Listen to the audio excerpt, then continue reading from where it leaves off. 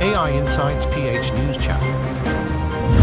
Naghain ng kampo ng Swaresog Media Corporation, ang nasa likod ng Sunshine Media Network International o SMNI, ng petition for certiorari sa Court of Appeals kahapon, December 28, laban sa 30-day preventive suspension mula sa National Telecommunications Commission o NTC.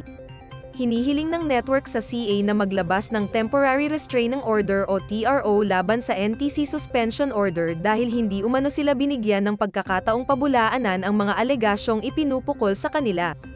Giit ni Attorney Mark Tolentino, abogado ng Swaresog, na inabuso ng NTC ang kapangyarihan nito dahil sa pagsunod sa rekomendasyon ng Kamara na unang nagsabing suspendihin ang network bunsod ng umano'y pagpapakalat nito ng maling impormasyon at paglabag sa prangkisa.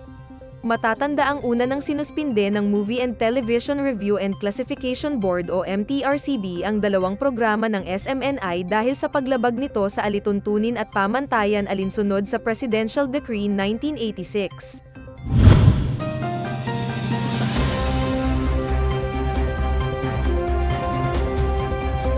AI Insights PH News Channel.